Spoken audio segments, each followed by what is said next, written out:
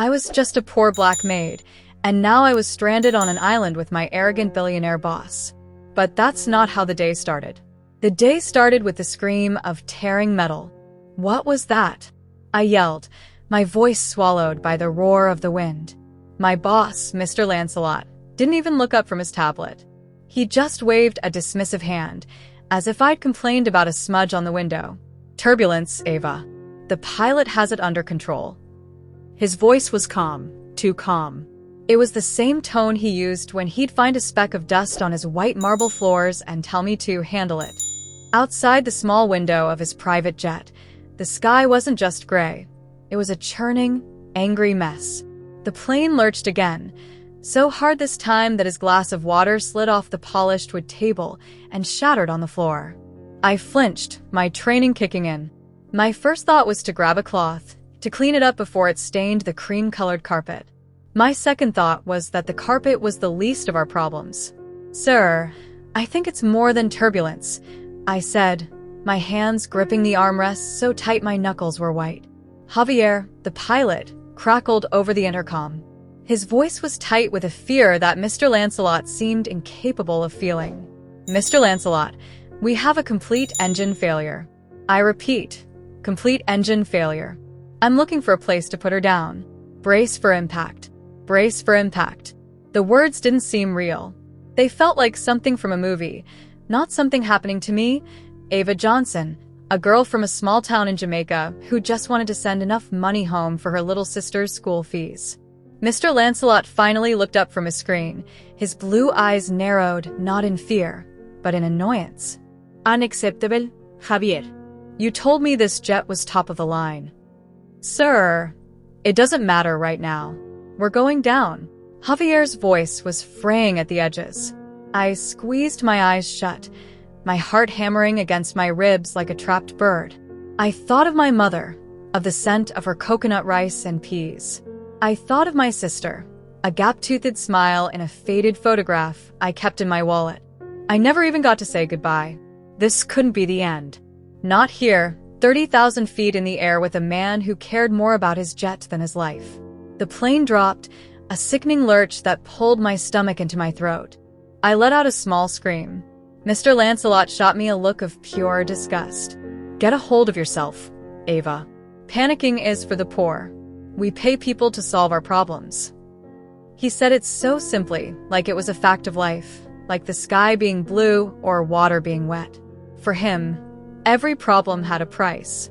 But I didn't think you could buy your way out of gravity. A loud bang echoed from the right side of the plane, followed by the screech of twisting metal. I looked out the window and saw it. Flames, bright orange and terrifying, licking at the wing. We were really going to die. My mind went strangely quiet. All the fear, the panic, it just drained away, leaving behind a cold, heavy sadness. I'd spent my whole life being careful. I followed the rules. I worked hard. I never asked for too much. And for what? To end up as a footnote in the story of a rich man's death. The plane tilted sharply. Unstrapped items began to slide across the cabin. A heavy leather briefcase, the one Mr. Lancelot never let out of his sight, slid towards me. Instinctively, I reached out to stop it. It was full of his important papers, he always said. But as I grabbed for it, I saw what he was holding on to. It wasn't the briefcase. He was clutching a small, simple wooden box, holding it to his chest like a child holds a teddy bear. It looked old and out of place among all the sleek, modern luxury of the jet. It was just a plain brown box. That's when I saw Javier's face. He glanced back from the cockpit, his eyes locking with Mr. Lancelot's for just a second. His face wasn't scared anymore. It was filled with something else. Something dark and cold. I thought it was just the stress of the crash, the terror of knowing you're about to die. But it looked almost like hatred. Hey, my friend, hope you're doing well. Drop a comment and let me know how you're feeling about this story so far and where you are watching from. Some stories are too close to my heart to share on YouTube. I send those, along with little life lessons and surprises, to my email circle. If you'd like to be part of it, you can join with the link in the description. Javier turned back to the controls. 1,000 feet, he shouted. It's going to be the water. Brace. Brace. Brace. Mr. Lancelot finally seemed to understand. He stuffed the wooden box inside his shirt and gripped his armrests, his face pale, his mask of arrogance finally cracking. I pulled my seatbelt tighter, pressing my head back against the seat and muttering a prayer my grandmother taught me. The roar of the wind and the scream of the failing engines was all I could hear. Then came a sound I will never forget. A deafening crunch as the belly of the plane hit the water. It wasn't a splash. It was a violent, solid impact, like hitting a wall of concrete. My head whipped forward, then slammed back into the headrest. The world spun. Cold, salty water flooded the cabin instantly, rushing up to my knees, then my waist. The lights flickered and died, plunging us into a terrifying, murky darkness. Panic took over. I fumbled with my seatbelt buckle, my fingers clumsy and shaking. The water was rising fast, cold, and suffocating. I could hear Mr. Lancelot shouting, his voice a string of curses lost in the chaos. I finally got the buckle undone and pushed myself up, fighting the current that was pulling everything towards the back of the broken plane. The water was at my chest now. I couldn't see anything. I just knew I had to get out. I pushed forward, my hands searching for a way out, for an opening, for air. My lungs were burning. My hand hit something sharp, and I felt a sting of pain, but I ignored it. I had to get out. My fingers found a jagged edge of metal, a hole in the side of the plane. I pulled myself towards it, the metal scraping against my arms. I shoved my head and shoulders through the opening, into the churning, dark ocean. The waves crashed over me, but it was air. Fresh, sweet, beautiful air. I took a huge, ragged breath and pulled the rest of my body through the opening. I was free from the sinking metal coffin. But I was in the middle of a raging ocean, with wreckage floating all around me. I grabbed onto a piece of the wing, my body shaking from cold and shock. I looked around wildly, screaming for Javier, for Mr. Lancelot, for anyone. There was no answer but the roar of the waves and the hiss of the storm. The rain was coming down in sheets, stinging my face.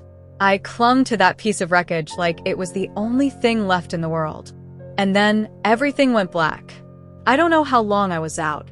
When I woke up, the first thing I felt was sand, coarse and wet, under my cheek. The second thing I felt was a throbbing pain in my head. I pushed myself up slowly, my body aching in places I didn't know could ache. My simple blue uniform was torn and soaked through. I was on a beach. A stretch of white sand curved into a thick, green jungle. The sky above was a clear, brilliant blue. The storm was gone. The ocean was calm, gently lapping at the shore. It was beautiful, and it was terrifying, because there was nothing else. No boats, no buildings, no people. Just sand, jungle, and endless, endless water. My heart sank. We had crashed. We were stranded. Then I saw him. About 20 yards down the beach, lying half in the water, was Mr. Lancelot. He was unconscious, but he was breathing. A wave washed over his legs, and he didn't move. A part of me, a dark, ugly part, thought about just leaving him there. Leaving the man who called me poor, who looked at me like I was dirt on his shoe. But I couldn't. My grandmother's voice echoed in my head. You do the right thing, Ava. Not because it's easy, but because it's right. With a groan, I forced my aching body to stand. I stumbled over to him and grabbed him under the arms. He was heavy, a dead weight, but I used every bit of strength I had to drag him farther up the beach, away from the rising tide. I collapsed onto the sand next to him, my chest heaving, every muscle screaming in protest. We were alive. We were somehow alive. My eyes scanned the shoreline, searching for any other signs of the crash. Debris was scattered everywhere. A seat cushion here, a piece of metal there. And then I saw it, a shape bobbing in the gentle surf. It was a body. My breath caught in my throat. I scrambled to my feet and ran, my legs feeling like lead. I splashed into the shallow water and turned the body over. It was Javier. His eyes were open, staring blankly at the sky. His skin was pale, his lips blue. I backed away, a sob escaping my lips. He was gone. The kind pilot who always had a smile for me, who'd sneak me an extra cookie from the galley when Mr. Lancelot wasn't looking. He was gone. Tears streamed down my face as I stood there, looking at his body. That's when I noticed his hand. It was clenched into a tight fist. Even in death, he was holding on to something. Curiosity, or maybe some need to find meaning in all this, made me move closer. I gently pried his cold fingers open. Inside his palm was a small, soggy piece of paper. It was a torn photograph. My hands trembled as I smoothed it out. My blood ran cold. It was a picture of Mr. Lancelot. He was smiling, his arm around a beautiful woman. A little boy, no older than 5, sat on his shoulders, laughing. The woman and the child. I recognized them. Javier kept a photo of his family taped to the dashboard in the cockpit. It was Javier's wife and Javier's son. My knees gave out, and I sat back in the shallow water, the waves lapping around me. The photo felt heavy in my hand, heavier than a piece of paper should be. Mr. Lancelot, Javier's wife, Javier's son. a happy family that wasn't a family at all. My mind spun, trying to put the pieces together. The way Javier looked at Mr. Lancelot right before the crash. The hatred in his eyes. Was this an accident? Or was it revenge? A cold wave of fear, different from the fear of the crash, washed over me. I wasn't just stranded with my arrogant boss. I was stranded with a man who might have been the target of a murder-suicide plot. A man who destroyed a family. I couldn't let him know I had this. I couldn't. I folded the soggy picture carefully, my hands shaking so much I almost dropped it. I slipped it into the small pocket of my torn uniform skirt, the one place it might stay hidden. My heart pounded against my ribs. A secret. I had a secret that could get me killed if this man was as dangerous as the photo suggested. I looked at Javier's body, his face peaceful in a way it never was in life. He was always worrying, always trying to please Mr. Lancelot. I owed him more than leaving him for the crabs. With a deep breath, I stood up and dragged him out of the water, pulling him up the beach until he was resting near the edge of the jungle. I said a silent prayer for him, for his wife, for his son. I covered his face with a large palm leaf. It was the best I could do. The sun was hot on my back. I was thirsty, my throat feeling like sandpaper. I knew we needed water and shelter. My grandmother taught me things growing up in Jamaica, things city people never learn. How to read the clouds, how to find fresh water, which plants would feed you and which would kill you. I never thought I'd need those lessons working in a rich man's house. Now they were all I had. I turned back to Mr. Lancelot. He was still unconscious. I checked his breathing again. It was steady. There was a long gash on his forehead, matted with blood and sand, but it didn't look too deep. I found a piece of his expensive white shirt torn and floating in the surf. I rinsed it in the ocean and gently cleaned the wound. He groaned in his sleep, but didn't wake. He looked different like this. Without his sharp suit and his colder stare, he just looked like a man. Helpless. I left him there and walked towards the jungle.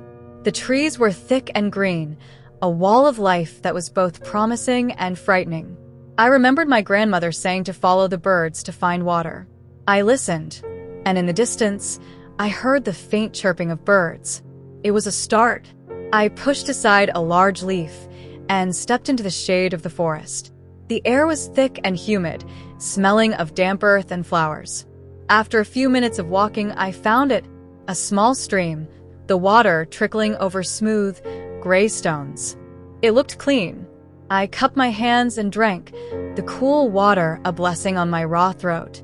I drank until my stomach hurt, then I filled a large, shell-like piece of wreckage I'd found so I could bring some back. When I got back to the beach, Mr. Lancelot was sitting up. His eyes were open, and the arrogance was back. "Ava," he said, his voice raspy. "Where have you been? Get me some water." It wasn't a request. It was an order. The same tone he used when his coffee was cold. I held out the makeshift bowl. "I found a stream. It seems clean."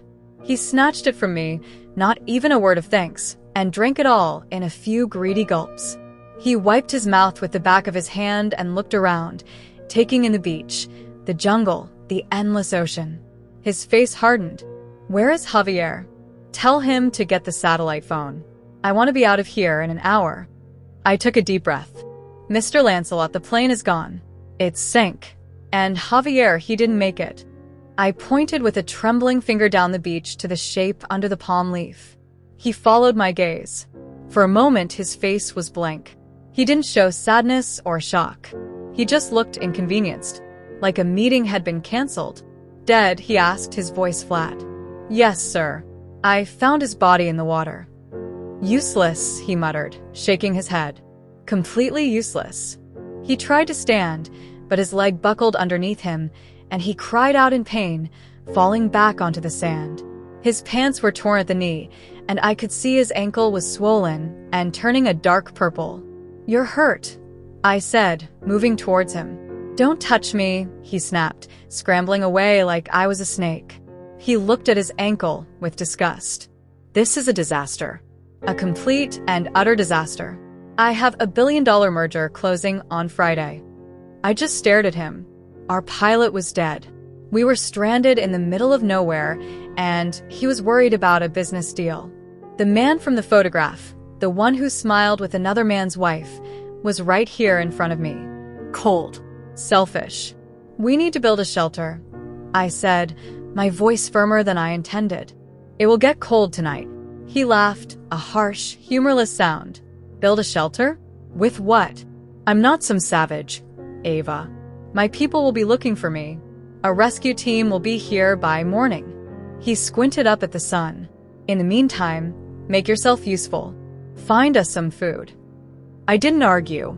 It was pointless. He was a man who had never had to do anything for himself. He saw me not as a fellow survivor, but as his maid, just in a different location. I turned and walked away, gathering what I could. I found a few large palm fronds and some long, sturdy vines that had washed ashore. I began weaving them together, making a crude roof against a rock outcropping. My hands were clumsy, but I remembered watching my cousins do it as a child. As the sun began to set, painting the sky in strokes of orange and purple, a chill settled in the air. Mr. Lancelot had spent the afternoon sitting on the beach, staring at the ocean, as if he could will a yacht to appear on the horizon. His confidence seemed to shrink with the daylight. "Have you made a fire yet?" he called out, his voice less commanding now, a little shaky. "I'm trying," I said. I was rubbing 2 sticks together, a trick my grandfather had shown me that seemed so easy when he did it. My hands were raw and blistered, but I hadn't even managed to create smoke. He hobbled over, leaning on a piece of driftwood as a crutch. He watched me for a moment, his face tight with impatience. "You're doing it wrong. Let me." He took the sticks from me and tried to copy my movements, but his hands were soft and used to labor. He gave up after a minute, throwing the sticks down in frustration. "This is hopeless." He sank to the sand, cradling his swollen ankle. He looked small and pathetic, and for the first time, I felt a tiny bit of pity for him. "My sister, Maya, she's 10, I said quietly, mostly to myself. "She wants to be a doctor. The money I send home pays for her books." He looked up at me, his blue eyes unreadable in the twilight. "Why are you telling me this?" "Because I need to get back to her," I said, looking him straight in the eye. "And you need to get back to your merger. We can't do that if we're fighting, or if one of us dies. We have to work together." He was silent for a long time, just watching me as I picked up the sticks again. The darkness was almost complete now, and the jungle noises started up, a chorus of clicks and cries that made the hairs on my arms stand up. "There was a box," he said suddenly, his voice low. "A wooden box. I had it on the plane. Did you see it?" He was patting his pockets, his shirt, a look of panic on his face. "I didn't see it, sir." I lied. I remembered him clutching it to his chest. It must have been lost in the crash. His shoulders slumped. A sound escaped his lips, something between a sigh and a sob. It was the first real emotion I had seen from him. Whatever was in that box, it meant more to him than his $1 billion merger. For a second, his guard was down completely. He was just a scared man who had lost something precious. It made him seem human. A spark ignited in the pile of dry leaves I'd gathered. It was tiny, but it was there. I blew on it gently, carefully, protecting it with my hands. A small flame flickered to life. I added more leaves, then small twigs. The fire grew, pushing back the darkness and the cold. We both stared into it, mesmerized. It was hope. A tiny, warm flicker of hope in a vast, dark world. We sat in silence for a while, the only sound the crackle of the fire and the waves on the shore. We were alive. We had fire. Maybe we could survive this. The next morning, I went searching for more wreckage along the coastline. That's when I found it. A large, waterproof case from the cargo hold had washed into a small cove. It was heavy, but I managed to drag it back to our camp. Mr. Lancelot's eyes lit up when he saw it. "Well done, Ava," he said, a rare note of approval in his voice. "Let's see what treasure we found." We pried it open together. It was a survival kit. Not a big one, but it was a miracle. There was a first aid kit, a flare gun with 2 flares, a small hand axe, a fishing line with hooks, and best of all, a sealed container holding 6 bottles of water and a dozen protein bars. I laughed, a real, genuine laugh of relief. "We're going to be okay," I said, looking at him. "We can do this." He smiled back, a real smile this time, not his usual smirk. "Perhaps we can." We laid everything out on the sand. "We need to ration this," I said. 1 bottle of water and 2 bars a day. Each. "Of course," he agreed, his eyes on the flare gun. "And we save these for a ship. We only have 2 shots." It felt like a turning point. We were a team. I went to get more firewood, feeling more hopeful than I had since the crash. Maybe I was wrong about him. Maybe this experience would change him. When I returned about 20 minutes later, my arms full of wood, my hope turned to ice in my stomach. He was sitting with his back to me, but I could see what he was doing. He had opened one of the protein bars and was stuffing it into his mouth, chewing quickly. Beside him, an empty water bottle lay on the sand. And he was trying to hide a second water bottle under a palm frond. He had waited until I was gone. He had taken more than his share. I dropped the wood. The crash echoed in the quiet clearing. He jumped, startled, and spun around. He had chocolate on his lips. His eyes widened when he saw me, not with remorse, but with the anger of being caught. "What?" he demanded, his voice hostile. I was thirsty. "We had an agreement," I said, my voice dangerously low. "We agreed to share, to ration." "I'm the one who needs the energy," he shot back, gesturing to his injured ankle. "I'm a more valuable asset. My survival is more important than yours. It's simple logic." Simple logic.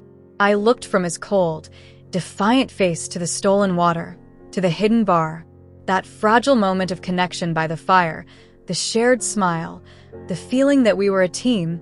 It was all a lie. He was exactly the man I thought he was. The man from the photograph. The man who would take and never care who he destroyed.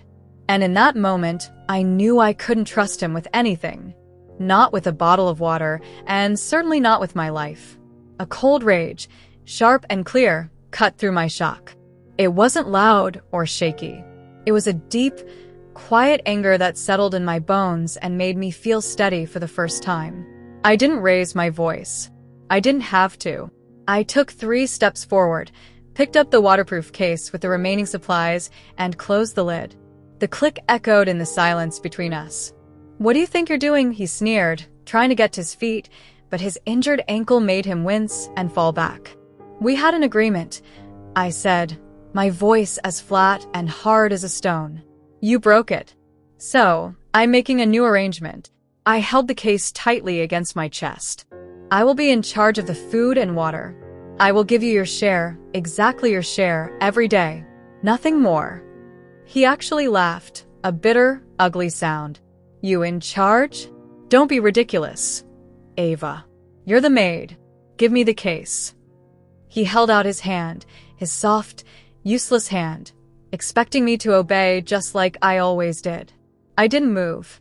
I just looked at him, at his fine clothes now torn and dirty, at the chocolate still smudged on his lip. I thought of my sister, Maya. I thought of the promise I made to myself that I would see her again. This man, this selfish child in a man's body, would not be the reason I failed. He would not starve me or let me die of thirst while he saved himself. No, I said. The word was small, but it felt huge. It was a word I had never said to him before. His face turned a dark, angry red. I am your employer. You will do as I say, he roared, his voice cracking. He tried to lunge for me, to grab the case, but his leg gave way, and he collapsed onto the sand with a cry of pain and frustration. He was pathetic, powerless. All his money and his big important voice meant nothing here. Here, the only things that mattered were strength and sense, and he had neither. Not anymore, I said quietly. Here, we're just two people. And I'm the one who knows how to make a fire. I'm the one who found water. You need me more than I need you. I turned my back on him, leaving him sputtering in the sand. I took the survival case and walked to the small shelter I'd built against the rocks. I wedged the case deep into a crack in the stone, a place where he couldn't reach it easily without hurting his ankle more. It was my decision. I had drawn a line in the sand, and there was no going back. We were no longer boss and maid. We were rivals. The rest of the day passed in a tense, heavy silence. I worked. I improved the shelter, weaving more palm fronds into the roof, making it thicker. I found a long piece of sharp metal from the wreckage and spent an hour sharpening its edge against a rock, making a crude knife. He just sat and watched me, his eyes burning with a hatred that was almost frightening. He was like a king who had lost his throne, and he didn't know what to do except glare at the one who took it. When the sun began to dip towards the horizon, I took out one protein bar and one bottle of water. I broke the bar in half. I walked over to him and placed his half, along with half the water, on the sand a few feet away from him. I didn't say a word. I just went back to my side of the fire and ate my portion. His pride was so strong that for a moment I thought he might refuse it. But hunger won. He snatched up the food and water and finished them in seconds, never taking his hateful eyes off me. That night, something changed. The air grew heavy and thick. The gentle sound of the waves turned into a harsh, angry crashing. I looked up at the sky. The stars were gone, hidden behind a solid blanket of dark, churning clouds. My grandmother's warnings about hurricane season in Jamaica came rushing back to me. The wind picked up, whipping sand into our faces and making the fire dance wildly. "A storm is coming," I said, my voice loud to be heard over the wind. "A bad one. This shelter won't hold." Mr. Lancelot looked at the angry sea, then at my flimsy lean-to. The arrogance on his face was finally replaced by a flicker of fear. "What do we do?" he asked. For the first time, he was asking me for a solution, not giving an order. "We need to find real cover. Inland. A cave, maybe." I grabbed the survival kit and my new knife. I used a burning branch from the fire to make a torch. "We have to go now." He struggled to his feet, using his driftwood crutch. Every step was an agony for him. I could see it in the way his jaw was clenched. The wind was a physical force now, pushing against us, trying to knock us over. The rain started, not as a drizzle, but as a sudden, cold downpour that soaked us instantly and hissed as it hit our small fire, putting it out. We were plunged into darkness, except for the flickering, sputtering light of my torch. "This way," I yelled, pulling him towards the jungle. The trees would offer some protection from the wind. He stumbled behind me, cursing every time his bad foot hit an uneven patch of ground. The jungle, which had seemed so full of life in the daylight, was now a terrifying maze of shadows and strange noises. Rain lashed down through the canopy, and branches creaked and groaned around us, as if they were about to snap. We pushed on for what felt like hours, deeper into the island. I was looking for a rock face, an outcropping, anything that might have a hollow. My torch was dying. The rain-soaked wood burning faster and faster. I knew if it went out, we'd be lost, blind in the middle of the storm. "Ava, wait," he gasped from behind me. "I can't. I can't go on. I turned. He was leaning heavily against a tree, his face pale and slick with rain in the torchlight. His whole body was trembling from cold and exhaustion. My first instinct was to tell him to get up, that his weakness would kill us both. But then a huge gust of wind tore through the trees, and a branch as thick as my arm crashed to the ground just a few feet from where he stood. We both froze, staring at it. We would die out here if we didn't find shelter. We have to, I said, my voice softer. I went back to him and put my shoulder under his arm, taking on some of his weight. He was surprisingly heavy. Lean on me. It's not much farther. It can't be. He didn't pull away.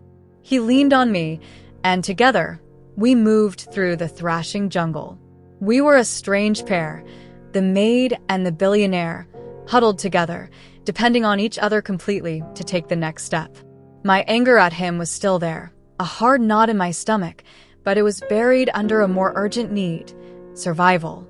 Just as my torch flickered its last, its light caught a dark opening in a wall of rock that rose up from the jungle floor. A cave. It wasn't deep, more of a hollow, but it was dry and out of the wind. There, I breathed, half dragging him inside.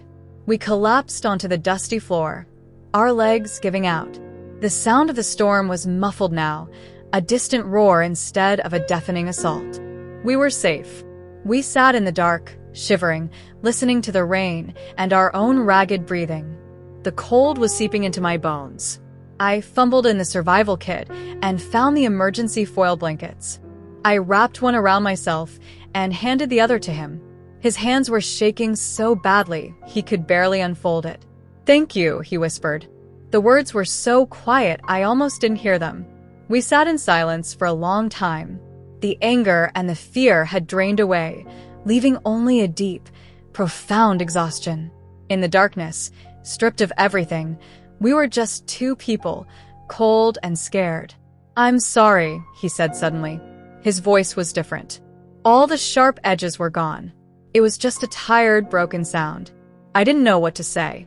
Was he sorry for stealing the food? For the way he'd treated me? For everything? "The box," he continued, his voice thick with emotion. "The wooden box I lost in the crash. It had my son's ashes in it." The words hung in the air of the small cave. My mind went blank. Son? He had a son? His name was Thomas, Mr. Lancelot said, his voice trembling. He was 5. He died 2 years ago. Leukemia. I couldn't breathe. I thought of the picture. The little boy on his shoulders laughing. Javier's son. No. My mind had made a terrible mistake. The woman in the picture. I whispered, my heart pounding. Javier's wife. "Maria?" he asked, and I could hear the confusion in his voice. Maria wasn't Javier's wife.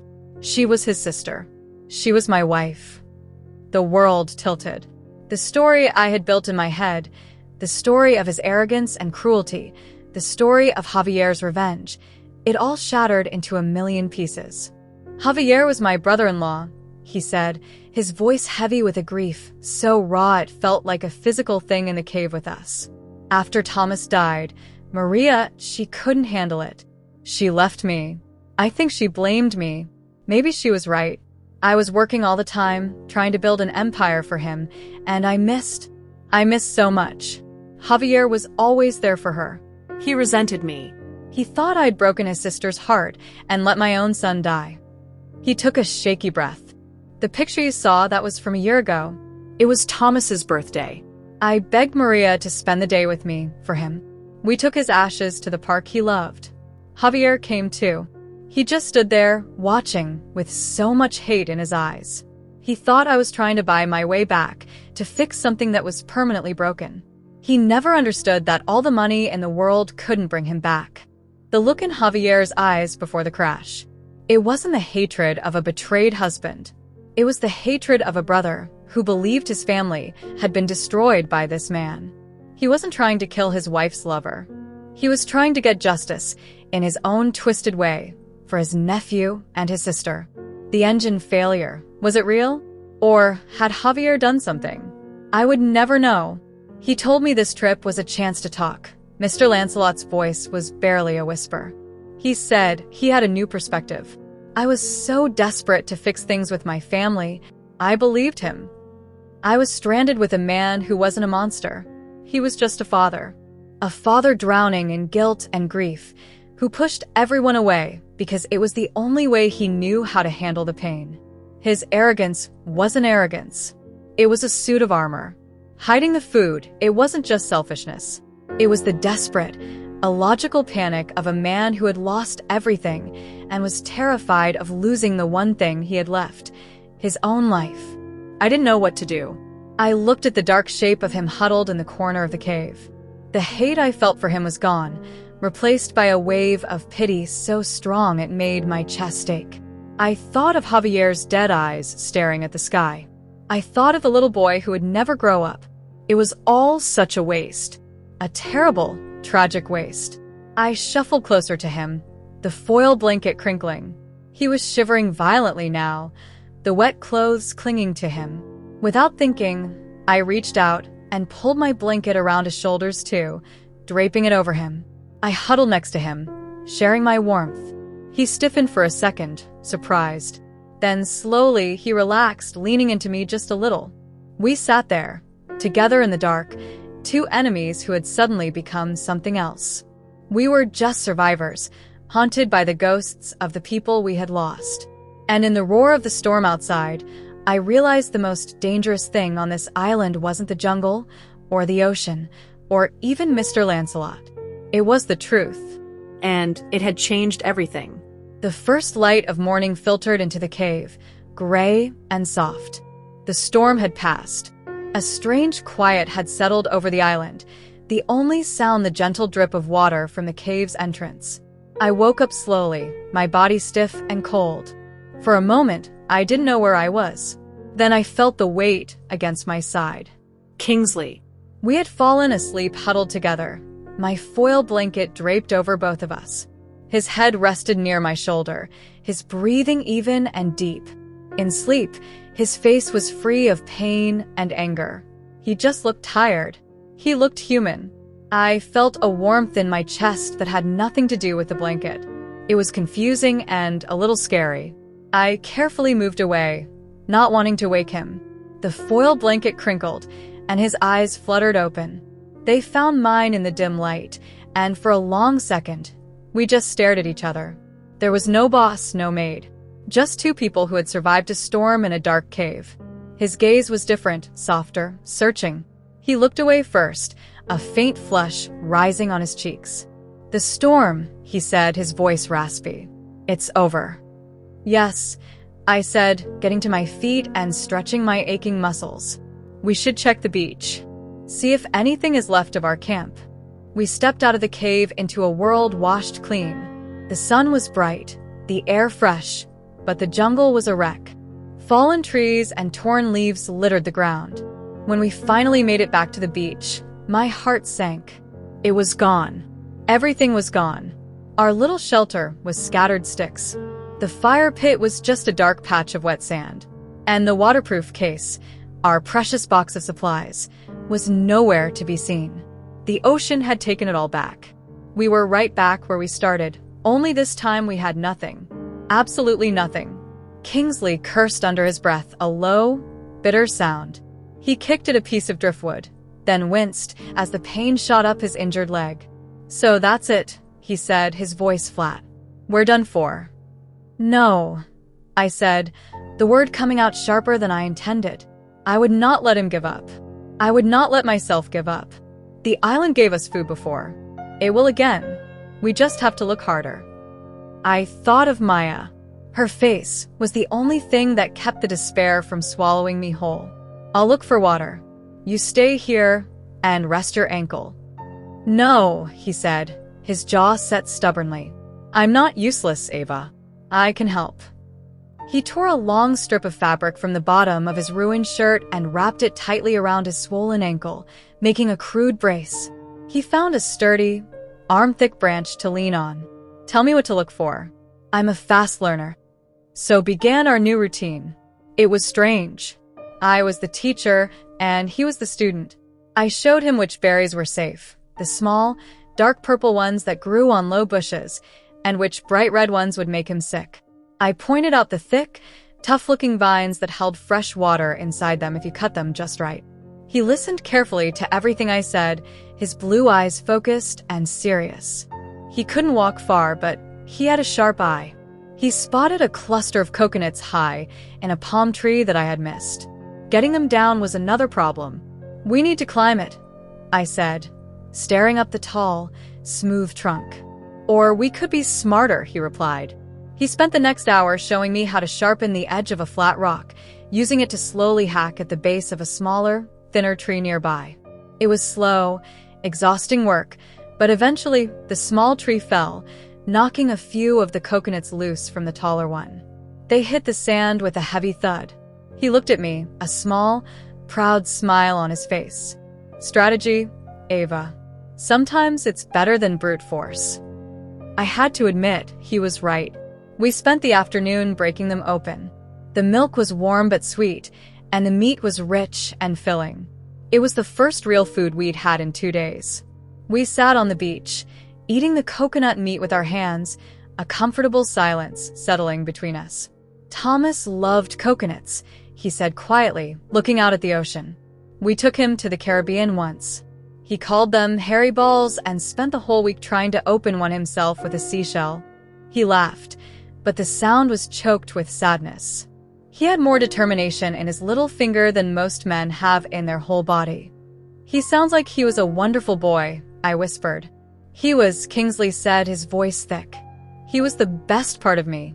I wanted to tell him something comforting, but the words wouldn't come. What could I possibly say? Instead, I just sat with him, sharing his silence, letting him know he wasn't alone in his grief. The sun was warm on my skin, and for a little while, it almost felt peaceful. The next day, we decided to explore farther down the coast, hoping to find more wreckage. We walked along the edge of the jungle, the sand soft under my bare feet. Kingsley moved slowly, leaning heavily on his stick, but he didn't complain. We were working as a team now, a real team. I would scout ahead, and he would keep his eyes peeled for anything useful. It was on a rocky stretch of shoreline, wedged between two large black rocks, that we found it. A piece of the cockpit, twisted and mangled, half submerged in a tide pool. My heart hammered against my ribs. Javier. The memory of his empty eyes came rushing back. I felt a pang of guilt for the terrible things I had believed about Kingsley. I pushed the thought away and focused on the wreckage. "Maybe there's something in there," Kingsley said, his voice tight. "A radio. Something." We carefully picked our way over the slippery rocks. The inside of the cockpit was a mess of broken glass and torn wires. Most of it was ruined by the salt water. Kingsley rummaged through a storage compartment, but found only soaked manuals and a shattered thermos. He sighed in frustration. "Nothing. It's all useless." He turned to leave, but my eyes caught something tucked under the pilot seat, almost completely hidden. It was a small black device. A satellite phone. My breath hitched. I pulled it out. The screen was cracked and dark, and the whole thing was damp. "Is that?" Kingsley started, hope flaring in his eyes. I tried to turn it on. Nothing happened. I shook it, and a little water trickled out. "It's broken," I said, my voice flat with disappointment. "Dead." His shoulders slumped. "Of course it is." He looked so defeated, so utterly hopeless in that moment. He turned and started to limp back towards the sandy beach, leaving me alone with the broken phone. I was about to throw it into the ocean, a piece of useless junk, a false hope. But as I turned it over in my hands, I saw it. For just a fraction of a second, a tiny red light blinked next to the charging port. It blinked once, then was gone. My heart stopped. It wasn't dead. There was still a spark of life in it, deep inside. 1,000 thoughts raced through my mind. I should tell him. I should run to him right now and tell him. But I hesitated. A cold, practical voice in the back of my head stopped me. What if it only had enough power for one short call? What if we only had one chance? The man I knew before the crash, the arrogant billionaire. Would he think of me? Or would he call his powerful friends and arrange a rescue for one? The man in front of me now, the grieving father, I thought I could trust him. But I wasn't sure. I couldn't be sure. My life, my chance to see Maya again, it was too much to gamble on a man I barely knew. My decision was made in a heartbeat. It felt ugly and dishonest, but it also felt necessary. I quickly tucked the phone into the waistband of my torn skirt, hiding it under the fabric. My heart pounded with the weight of my new secret. It was heavier than any rock. When I caught up with him, he was sitting on the sand, staring into space. The hope had drained from his face, leaving him looking older and more tired than ever. By that evening, I knew something was wrong. He was quiet, too quiet. He barely touched the fish I had managed to catch with a makeshift spear. His skin felt hot to the touch. "You're burning up," I said, placing the back of my hand against his forehead. It was like touching a stove. "I'm fine," he mumbled, but his eyes were glassy and unfocused. "Just tired." The gash on his forehead, the one I had cleaned after the crash, was red and swollen, an angry-looking wound. It was infected. My blood ran cold. An infection out here. With no medicine, it was a death sentence. That night was the longest of my life. The fever took hold of him completely. He shivered and trembled, his teeth chattering even though the air was warm. He started talking, but he wasn't talking to me. He was in another time, another place. "Maria, please don't go," he pleaded to the empty darkness. "We can fix this. I can fix this." His voice was filled with a desperate, heartbreaking sorrow. A few hours later, he was talking to his son. "That's it, Thomas. Kick the ball to Daddy. Kick it hard." He smiled in his delirium, a pure, happy smile that shattered my heart. I was terrified. I couldn't let him die. Not after everything. I was his only hope. My grandmother's face swam in my memory. I remembered her in her garden, humming to herself as she crushed leaves to make a tea for my cough, or a paste for a scraped knee. I tried to remember the plants she used. I searched the jungle by the light of the moon, my heart pounding with a frantic energy. I found a broad-leafed plant with a sour smell that I recognized. She called it feverfew. I prayed I was remembering correctly. I rushed back to him and crushed the leaves between two rocks, making a green, messy poultice. His skin was so hot. I gently cleaned the wound on his forehead again with the last of our clean water and applied the paste. He groaned, but didn't wake. I boiled more of the leaves in a coconut shell over the fire, making a bitter, dark tea. Getting him to drink was the hardest part. I had to lift his head, cradle it in my lap, and spoon the warm liquid into his mouth a few drops at a time. "Please, Kingsley," I whispered, tears streaming down my face. "Please drink this." "You have to fight." I held him through the night as the fever raged. I bathed his face with a damp cloth. I talked to him, telling him about my home in Jamaica, about the blue mountains and the sound of the steel drums. I told him about Maya, about how she made everyone laugh, about how smart and brave she was. I didn't know if he could hear me, but I couldn't stand the silence. In the deepest, darkest hours before dawn, when his shivering was at its worst, I lay down beside him and held him, trying to give him my own body heat, just as we had done in the cave. This time felt different. I wasn't just surviving. I was fighting for him. As the sun rose, his breathing became shallower. His skin was pale and clammy. I thought I was losing him. The panic was a physical thing, a cold hand squeezing my heart. I reached into my skirt and pulled out the satellite phone. It felt like a block of ice in my hand. This was it. I had to try. I held down the power button, praying to a god I hadn't spoken to in years. For 10 long seconds, nothing happened. Then, the screen flickered to life. 1 bar of battery. 1 bar of signal. It was a miracle. My fingers trembled as I looked at the screen. 1 call. Maybe just one. My escape. My ticket home to Maya. I looked down at Kingsley. His face was still, his eyes closed.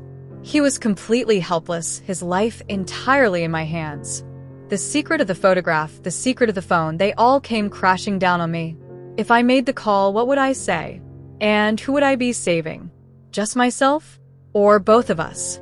The man I hated was gone.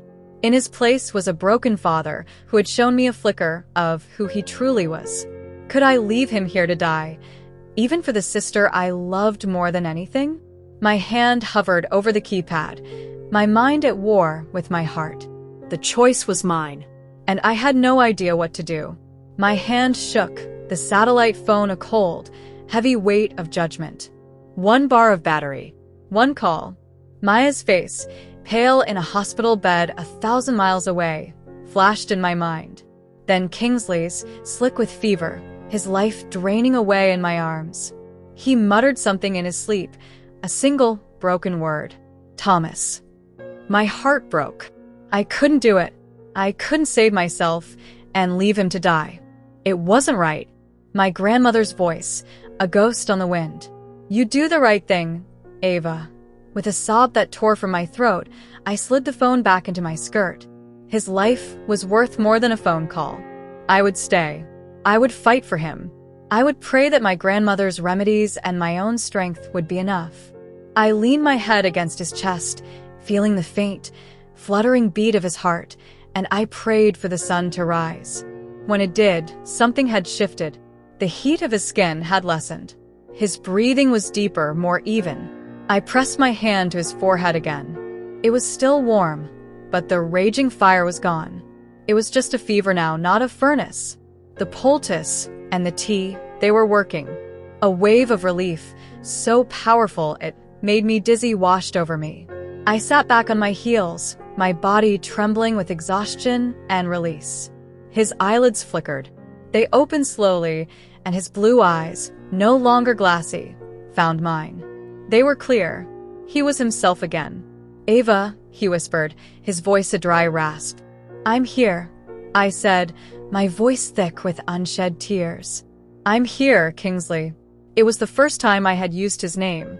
It felt strange and right all at once. He tried to sit up, but a wave of weakness made him sink back down. What happened? The fever.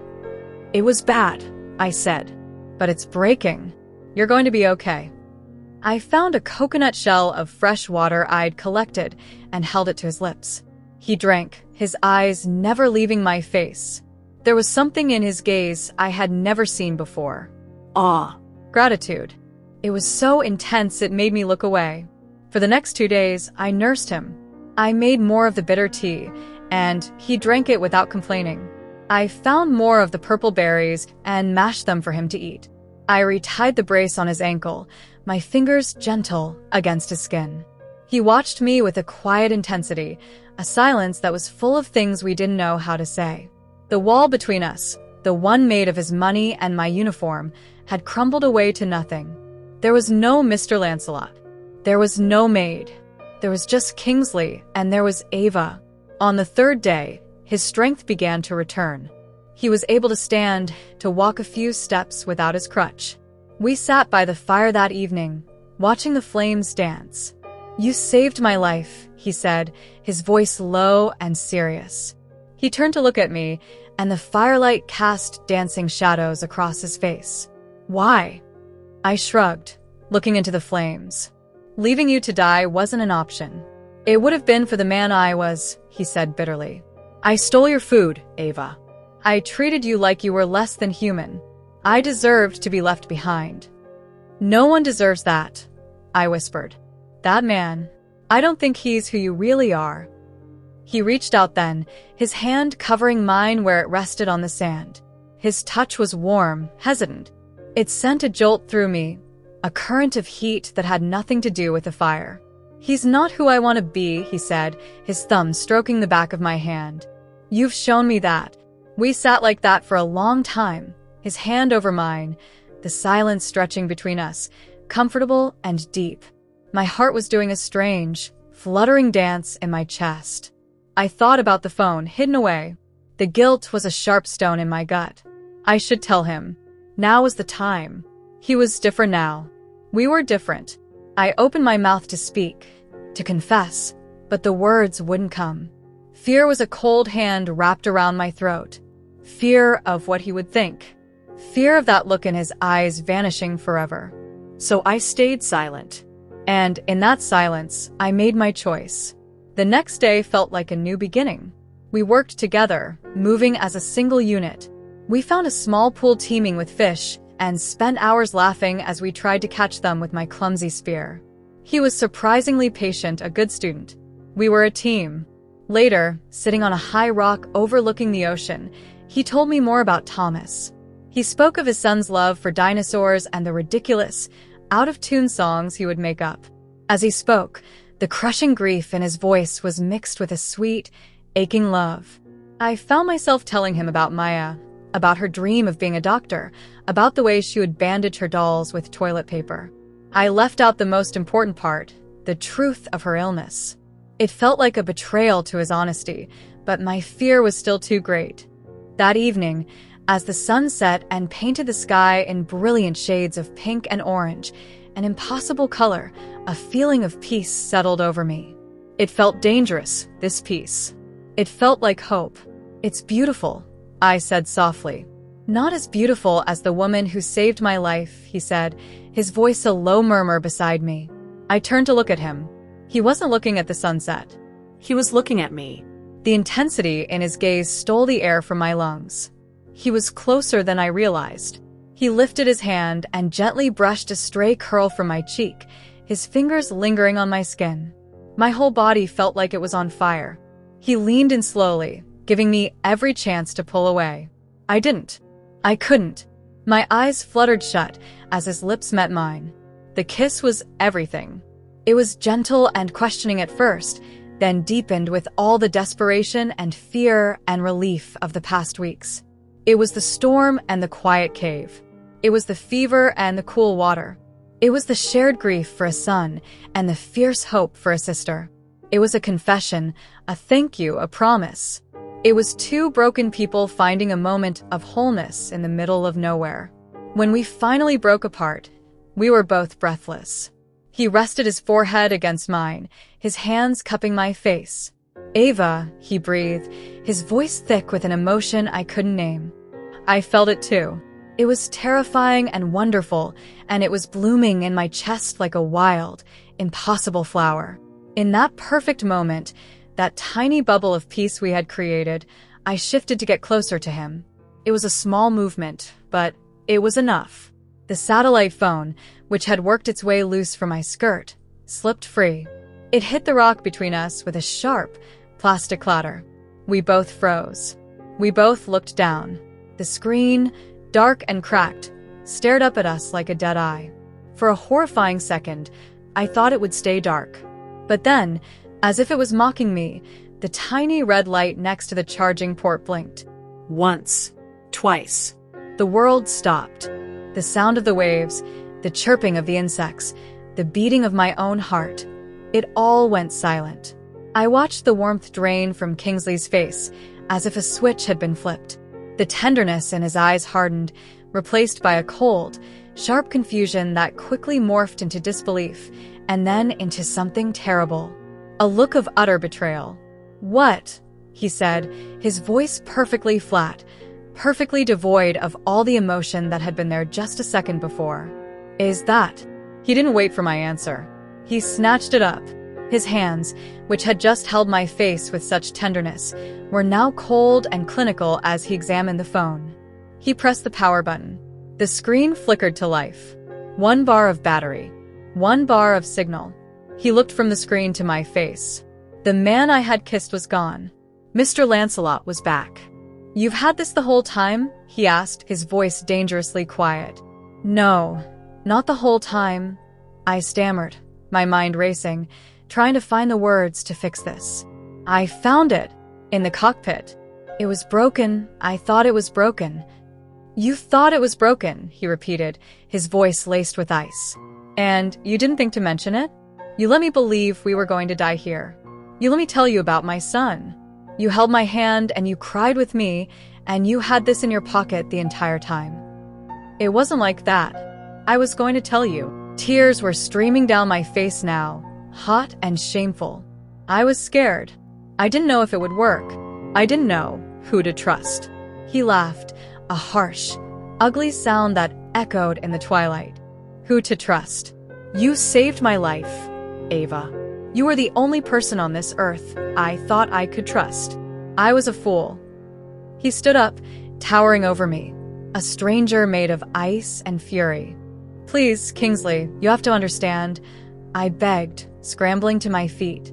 It's my sister, Maya. The words came tumbling out, my last, desperate defense. She's sick.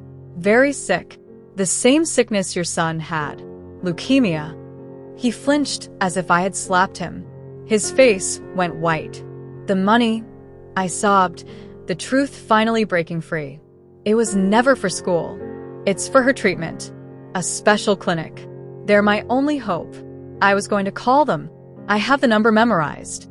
I was going to beg them to save her. I was going to use that one call for her. Forgive me. Please forgive me. I thought my confession would bridge the gap. I thought our shared pain would be a connection. I was wrong. It was a weapon. He looked at me, and the hurt in his eyes was so profound, so deep, it was like looking into a wound. You knew, he whispered, his voice shaking with a rage that was colder than any storm. You sat there listening to me talk about Thomas, knowing your sister was, and you said nothing. You let me bare my soul to you. Did you think it would make me feel sorry for you? Make me give you money? You used my son's memory. You used my grief. No. Never. I cried, reaching for him, but he recoiled from my touch, as if I were fire. Don't touch me, he hissed. He held up the phone, our single, tiny miracle, now a symbol of my betrayal. You wanted one call. Fine. His thumb moved across the screen. He was dialing, but he wasn't asking me for the number. He was dialing from memory. His own memory. My rescue helicopter will be here by morning, he said, his voice like stone. He ended the call before I could even process what had happened. The screen went dark. The last bit of battery was gone. They will come for me. I'll make sure they know the coordinates to come back for you. After I'm gone.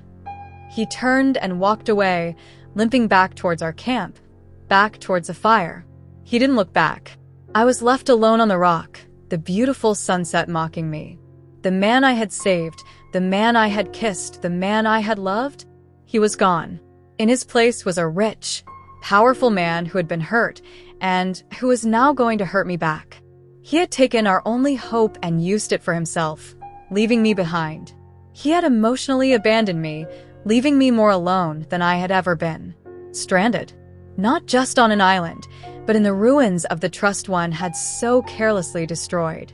And miles away, my sister was running out of time. I didn't move from that rock for what felt like hours. The brilliant sunset faded to a bruised purple, then to a cold, star-dusted black. The ocean breeze, which had felt like a soft caress just moments before, was now a harsh, chilling slap against my skin. Every part of me was numb. My heart felt like a dead weight in my chest, a heavy, useless thing. I had reached for heaven and fallen straight into hell. Down on the beach, the fire crackled, a small, lonely point of light in the vast darkness. He was there. Kingsley. A stranger. I could see a silhouette against the flames, a rigid, unmoving figure staring into the fire. He was waiting for morning, waiting to be saved, waiting to leave me. The walk back to the camp was the longest of my life. My feet dragged through the sand, each step in agony. He heard me coming, but didn't turn. He just continued to stare into the fire as if it held all the answers in the world. I stopped a few feet away, wrapping my arms around myself. The silence was a living thing, thick and suffocating. It was filled with all the words we couldn't say, with the ghost of a kiss and the corpse of our trust. I would have died, he said, his voice quiet but carrying a terrible weight. He still didn't look at me. Without you, my life would have ended on this beach. The infection would have killed me. I swallowed, my throat raw. I know. And you knew you had that phone, he continued, his tone methodical, like a lawyer laying out a case. You were holding my life in one hand, and a ticket off this island in the other. You chose to save me. Why? Why would you do that if you were just going to lie? Because it was the right thing to do. My voice cracked, raw with a pain so deep it felt like it was tearing me apart. Saving you had nothing to do with the phone. It had to do with you being a person who was dying in front of me. He finally turned then, and the look on his face stopped my breath. The hurt was gone, replaced by a cold, devastating pity. You don't get it, do you? You think this is about the phone. This isn't about the phone, Ava. It's about the lie.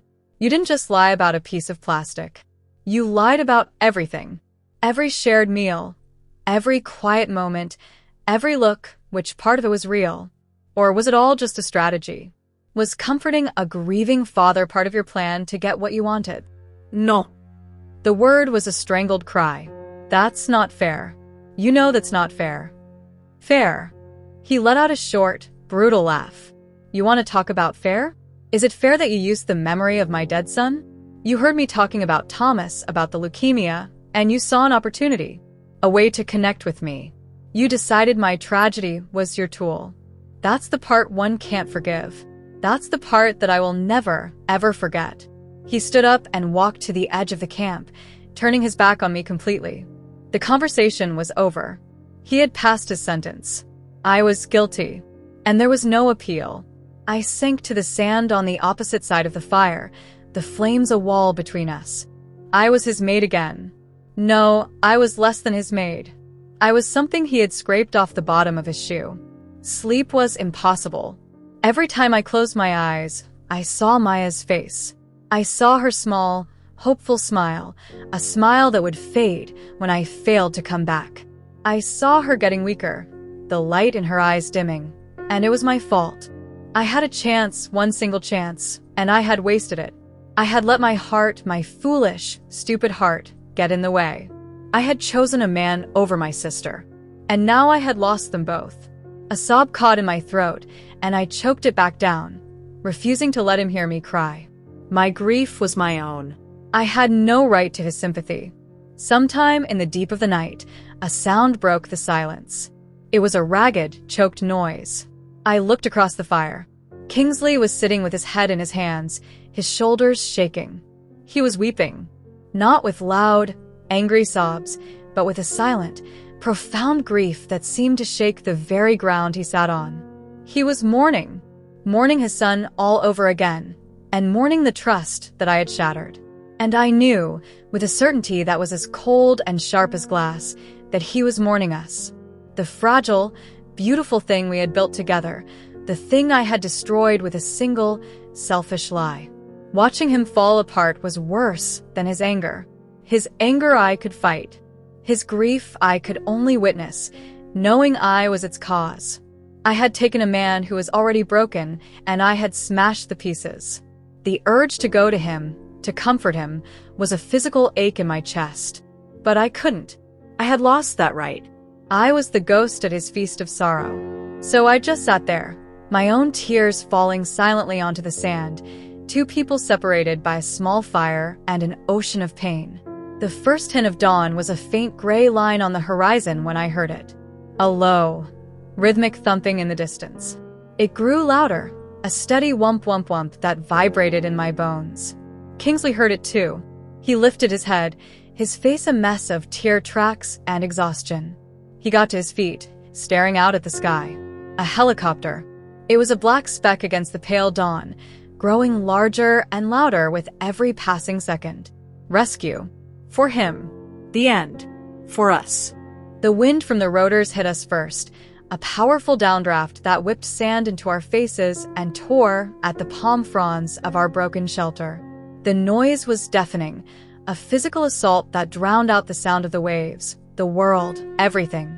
The helicopter hovered over the beach about 50 yards from us, its landing lights cutting through the dim morning. A rope ladder snaked down, hitting the sand with a soft thud. Kingsley started walking towards it, his limp more pronounced than ever. He didn't look at me. He just walked, his shoulders set, his face a mask of stone. My feet were rooted to the spot. This was it. He was leaving. Kingsley. I screamed over the roar of the engine. He stopped but didn't turn around. I'm sorry. I cried, the words torn from me by the wind. I am so sorry. For everything. He stood there for a long moment, his back to me. I prayed he would turn around. I prayed he would say something, anything. Forgive me. I hate you. Goodbye. Something. But he didn't. He just raised a hand, a small, dismissive wave, and then continued his slow, painful walk to the ladder. A man in a flight suit was at the bottom, helping him. I watched as Kingsley grabbed the rope, his soft hands clumsy on the rough material. He began to climb, slowly, rung by rung. He was leaving. He was really leaving me here. The finality of it was a physical blow, knocking the air from my lungs. He was my enemy, my friend, my patient, my hope, my mistake. And now he was gone. He was almost at the open door of the helicopter when he stopped. He looked down, not at me, but at the island. His island prison. The place where he had almost died, the place where he had felt something real for the first time in years. His face was a mixture of pain and regret, a look of such profound loss that it mirrored my own. Then the man in the flight suit pulled him inside. The door slid shut. The helicopter rose into the air, the wind from its blades a final, violent farewell. It banked, turned, and flew away, back towards the world, back towards civilization. I stood on the beach and watched it go, my arms hanging useless at my sides. I watched until it was just a black speck in the vast blue sky. I watched until it disappeared completely. And then there was only silence. The roar of the engine was replaced by the gentle lapping of the waves on the shore. The sun was higher now, warm on my face. The island was beautiful again, peaceful. But it was an empty beauty, a hollow peace. I was alone, utterly and completely alone. He had promised they would come back for me. But looking at the empty sky, at the endless ocean stretching out in every direction, his promise felt like one more lie in a world full of them. I sank to my knees in the sand, the last of my strength giving out. I had saved his life, and he had left me to wait for a rescue that might never come. And 1,000 miles away, the sister I had sacrificed everything for was dying. The despair was a black tide, rising up to swallow me whole. There was no way out. There was nothing left. I knelt in the sand for a long time, letting the sun climb higher in the sky, baking the salt from my tears onto my cheeks.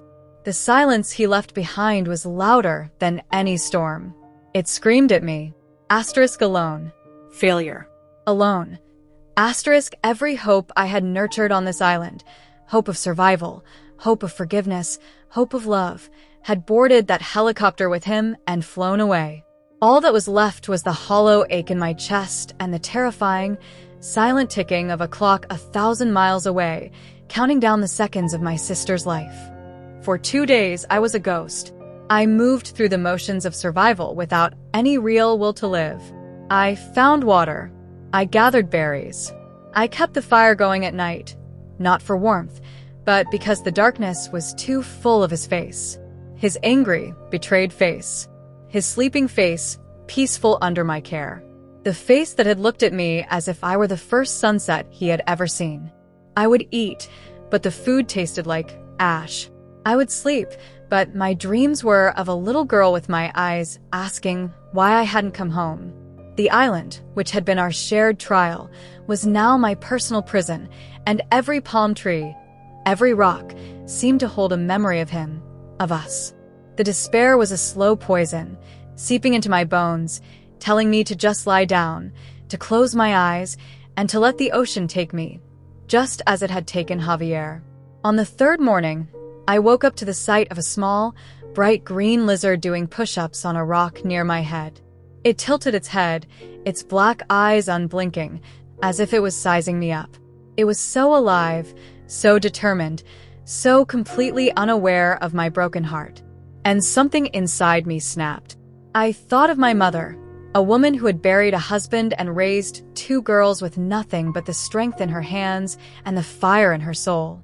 I thought of my grandmother, who could find medicine in a weed and hope in a cloudy sky. And I thought of Maya. I thought of her fighting a monster inside her own body, fighting for every single breath. Who was I to give up? Who was I to let a man, even a man who had stolen my heart and then crushed it, be the end of my story? A new feeling, hot and sharp, cut through the fog of my grief. It was rage. A pure, clean rage that burned away the despair. Rage at Kingsley for his cruelty. Rage at the world for its unfairness. But most of all, rage at myself for letting my own hope die. I would not die on this island. I would not let my sister die because I was weak. His promise of a rescue was dust in the wind. I would have to save myself. I stood up, my body feeling lighter than it had in days. My purpose was clear.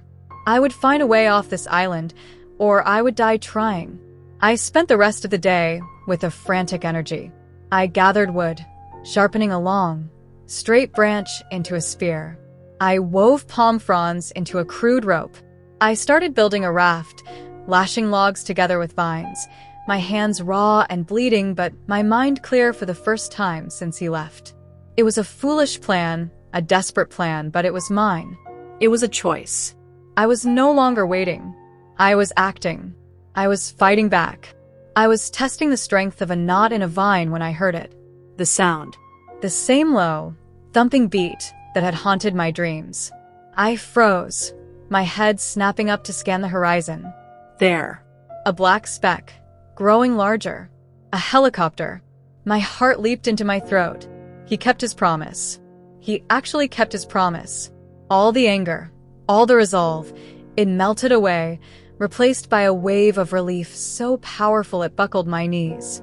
He didn't hate me. He didn't abandon me. He was coming back. The helicopter was different from the first one. It was sleek and white, with no markings. It landed gracefully on the sand, the wind from its blades less violent, more controlled. The door slid open, and a man in a crisp, dark suit stepped out. He was older, with silver hair and cold, assessing eyes that took in my ragged appearance with a flicker of distaste. He was not a rescuer. He looked like one of Kingsley's lawyers. He walked towards me, holding a leather folder. "Ava Johnson?" he asked, his voice smooth and professional. I nodded, my throat suddenly dry. "I'm Mr. Sterling. Mr. Lancelot sent me," he said. He opened the folder. "We have a situation, you and I. The crash of the Lancelot jet is going to be a major news story. A story that needs to be managed." He pulled out a stack of papers and a pen. "Mr. Lancelot's official statement is that the pilot, Javier Rios, a disgruntled employee, sabotaged the aircraft in a failed kidnapping attempt. Your statement, should you choose to cooperate, will confirm this." My mind went blank. Kidnapping? Sabotage? It was a lie. A clean, simple lie to protect his company, to protect the merger. It erased all the truth, all the pain, all the grief of what really happened. It turned Javier from a broken man into a common criminal. "That's not what happened," I whispered. Mr. Sterling gave me a thin, patient smile. "The truth is often messy, Ms. Johnson. We're here to offer you a cleaner version." He tapped the papers. "This is a non-disclosure agreement. It states that you will never speak of the events on this island, or of your time with Mr. Lancelot, to anyone. In exchange for your signature, Lancelot Industries will deposit a sum of money into an account of your choosing. Let's say $5 million. $5 million. The number hung in the air, shimmering like a heat haze. My mind reeled.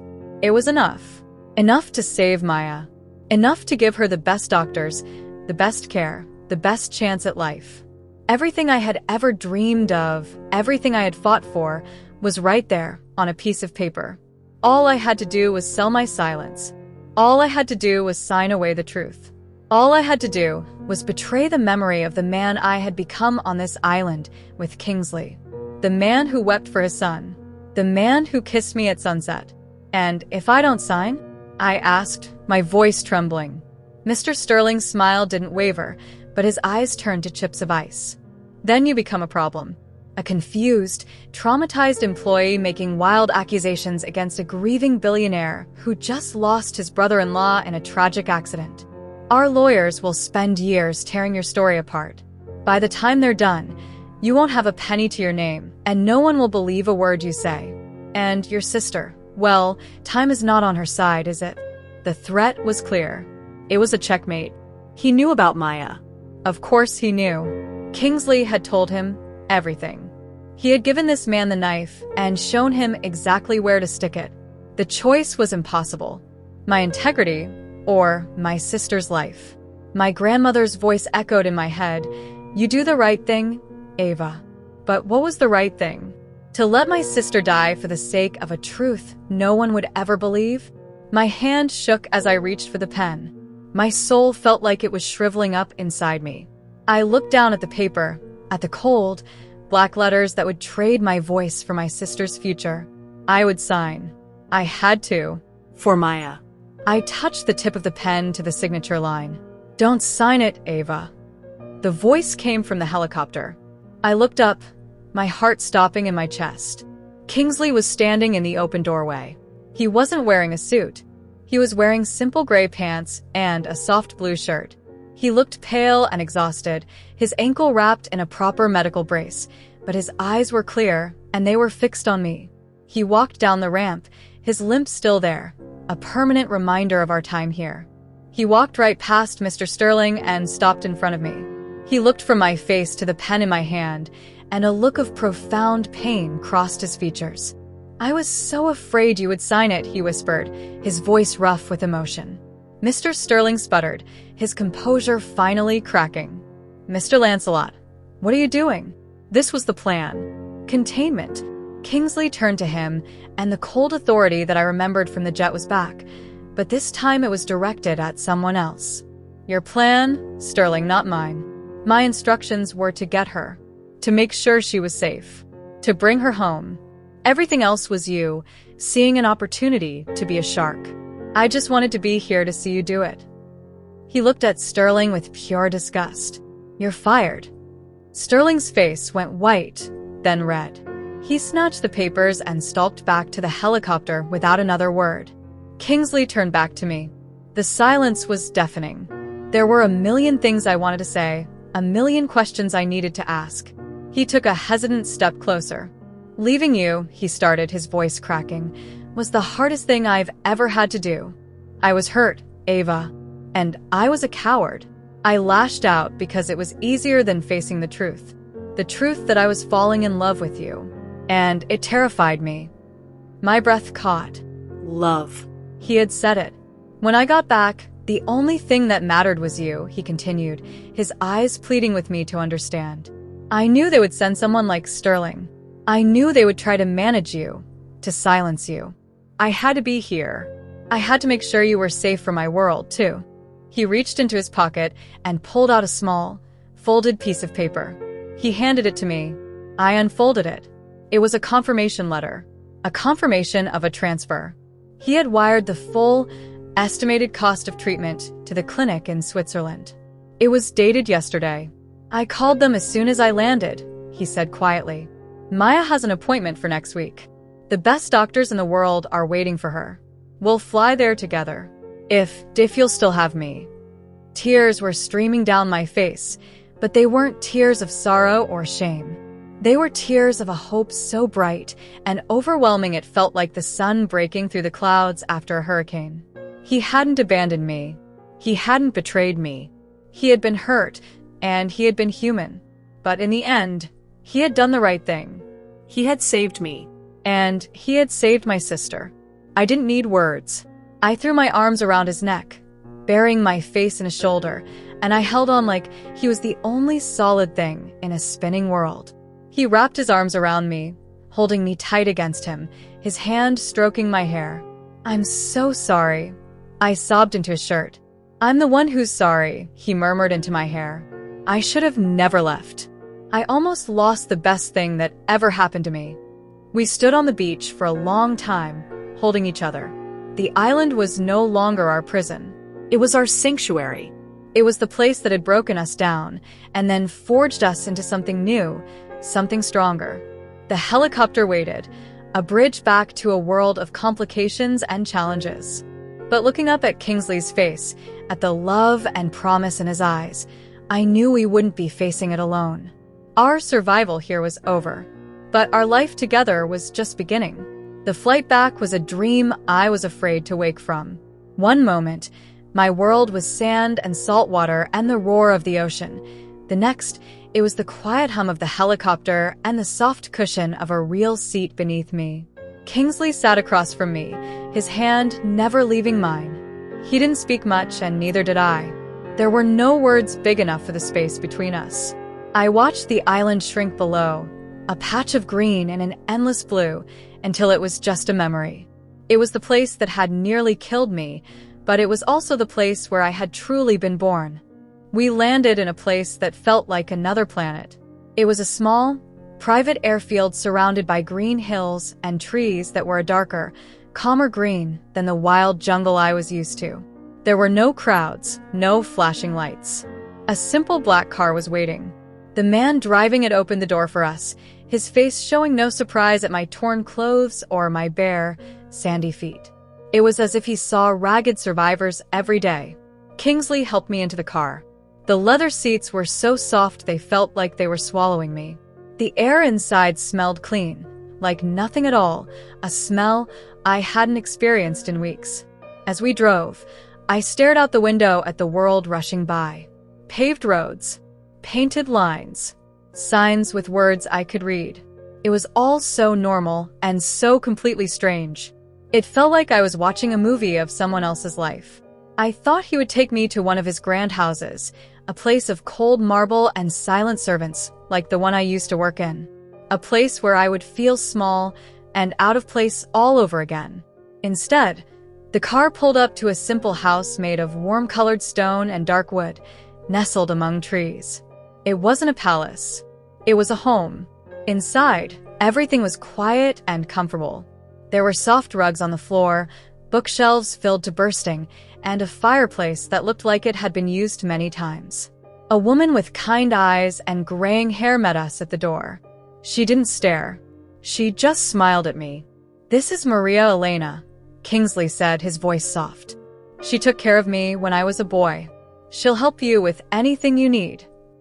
Maria Elena led me to a room with a big, soft bed and a connecting bathroom.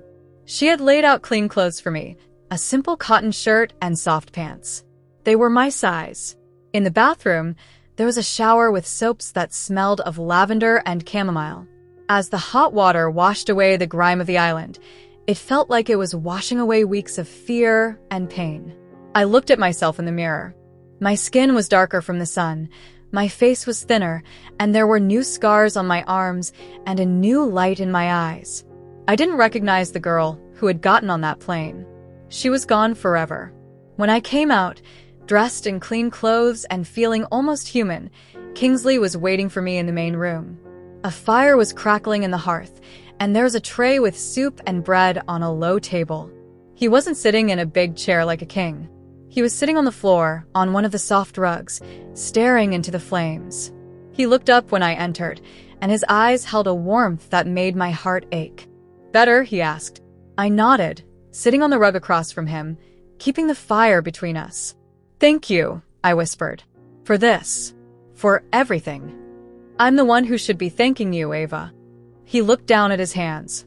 "There's more you need to know. The merger, the business deal I was so obsessed with on the plane." I tensed. I didn't want to talk about that. That was the old him, the cold man who cared more about money than people. "It wasn't just about money," he said, as if reading my mind. "It never was." He reached over to a leather briefcase sitting by the wall and pulled out a thick folder. He didn't hand it to me. He just opened it on the floor between us. The top page was covered in scientific charts and medical terms I didn't understand, but one name was printed at the top in bold letters: the Phoenix Project. "After Thomas died," he said, his voice quiet and heavy, "I thought my life was over. I was just a ghost, running a company I no longer cared about. But then my research team found something. A small biotech firm, run by a brilliant but underfunded doctor. She was working on a new kind of gene therapy, a radical, experimental treatment for childhood leukemia." He looked at me, his eyes burning with an intensity one had never seen before, not even on the island. It was the same kind of research I had tried to get Thomas into, but we were too late. The technology wasn't ready. This doctor, she had made a breakthrough. Her results were incredible. But she was years away from getting it approved, years away from it being available to anyone. Big pharmaceutical companies wanted to buy her research, bury it in their own labs for a decade, and then sell it for a fortune. He pointed to the papers. The merger wasn't about buying a company. It was about buying her a future, buying her freedom. My plan was to acquire the firm and then pour all of my resources into fast-tracking the research. I was going to cut through all the red tape, fund every trial, hire the best minds in the world. I was going to get this treatment to children, not in 10 years, but in 1. My head was spinning. The cold, arrogant billionaire worried about his deal wasn't cold or arrogant. He was a father, fighting a secret war against the disease that had stolen his son. Javier knew about the company, Kingsley continued, his voice thick with regret. But he didn't know the whole truth. He just saw me trying to buy the science that could have saved Thomas. He thought I was trying to profit from it, to build my empire on the graves of children like his nephew. He couldn't see that I was trying to build a memorial, not a monument to my own greed. He finally looked me straight in the eye, and all the walls were gone.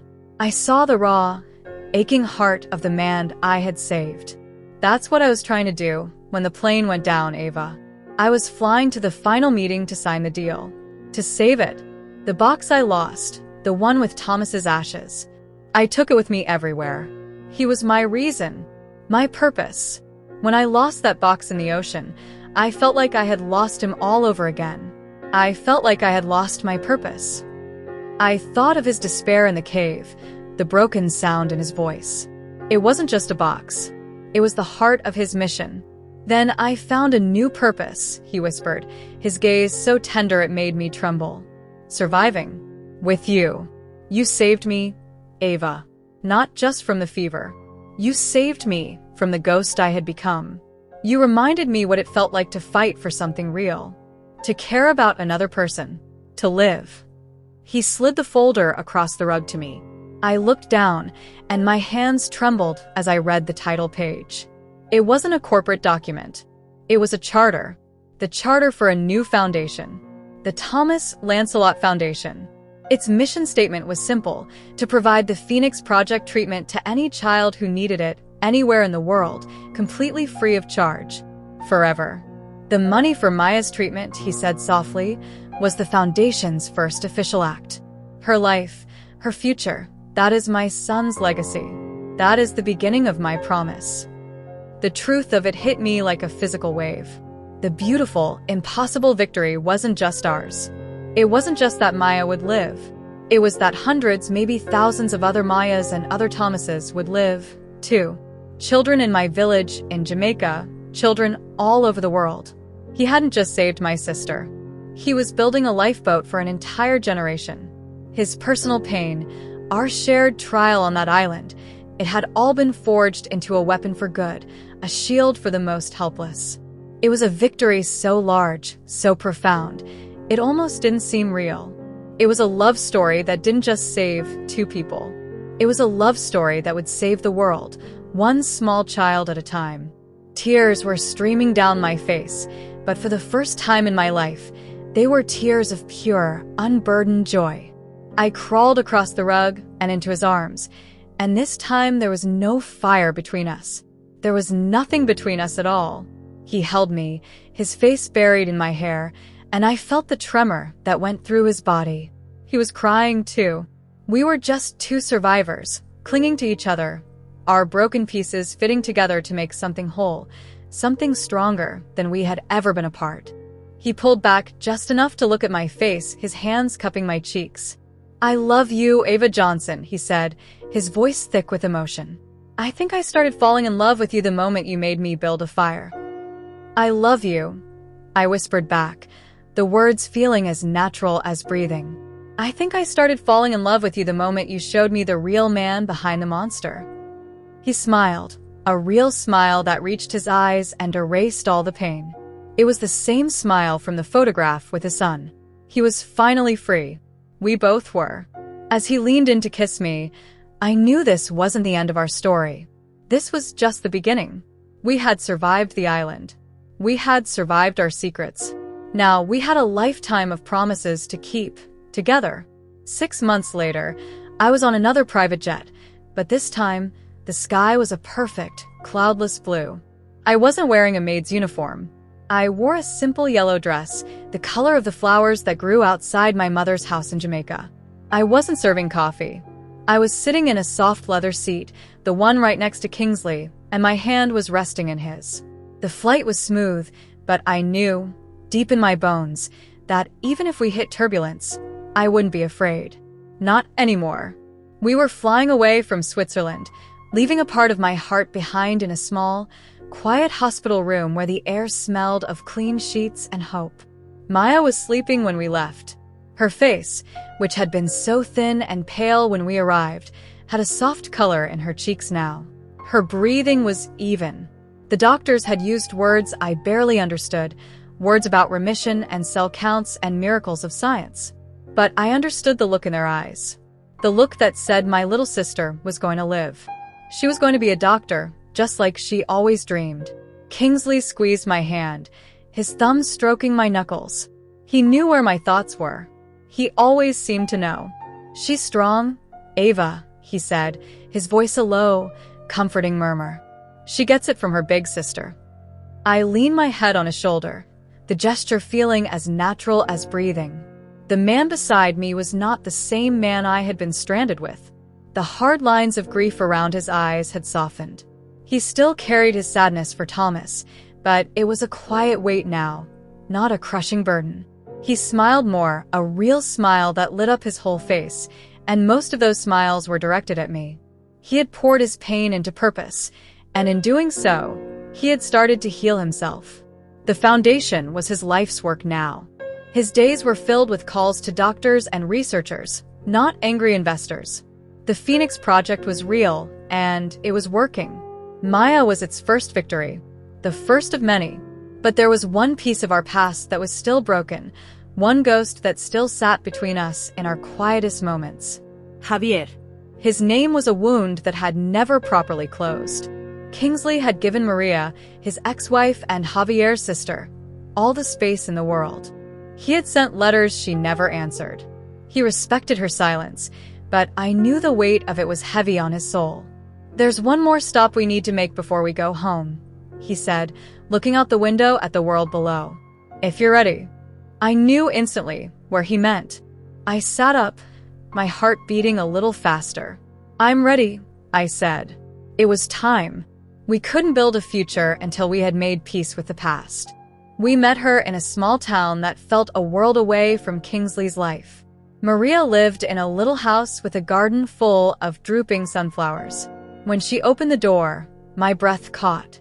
She was the woman from the photograph, but grief had carved new lines into her beautiful face. Her dark eyes were shadowed with a sadness that I recognized instantly. They flickered to Kingsley first, and for a moment, they held a universe of old pain, anger, and lost love. Then her eyes moved to me, and they were full of a sharp, questioning curiosity. I felt so small under her gaze, the maid who had survived while her brother had not.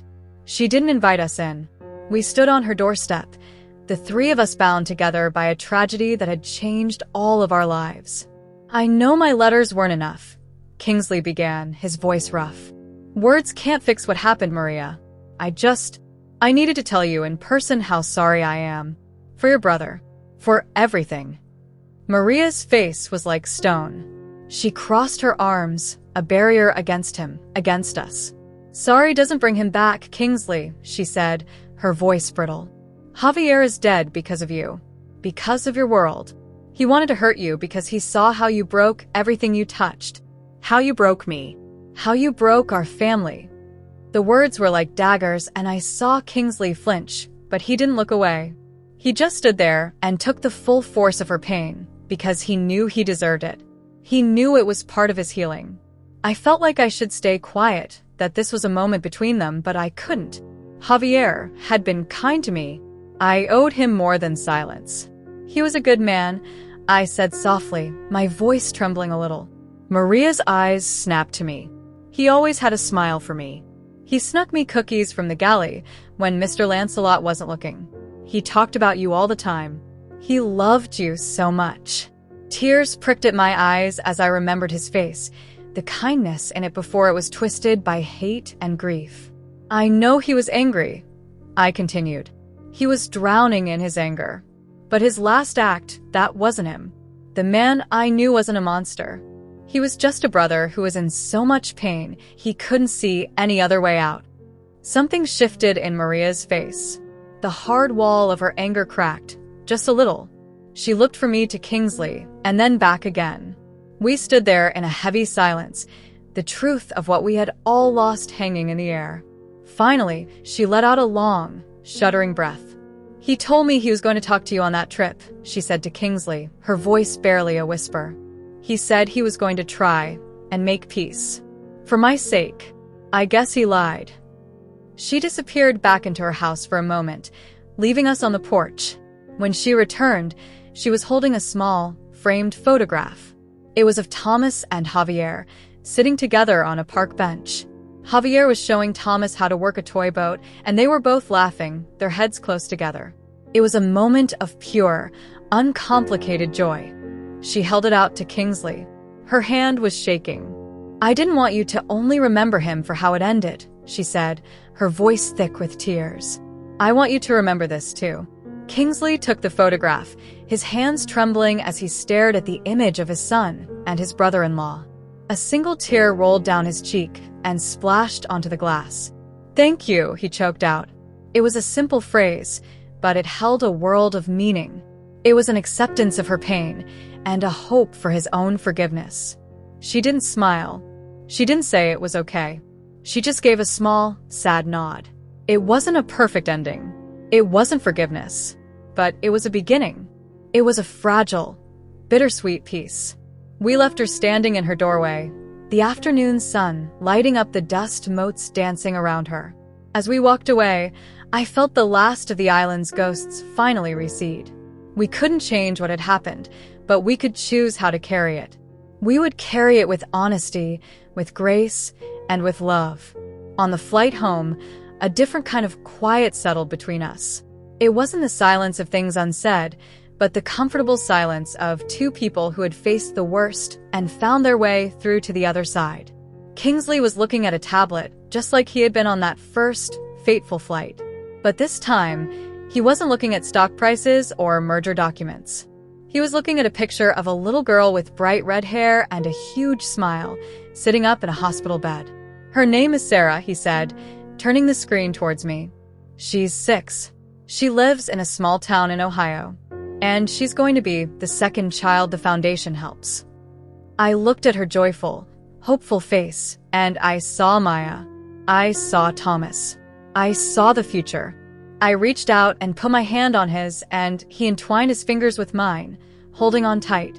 The plane gave a small lurch, a tiny dip of turbulence that made the water in my glass tremble. A year ago, my heart would have leaped into my throat. I would have gripped the armrests, my mind filled with the scream of tearing metal. But now I just looked at Kingsley. I saw the love in his eyes, the strength in his hand holding mine. The arrogant billionaire was gone. The poor black maid was gone.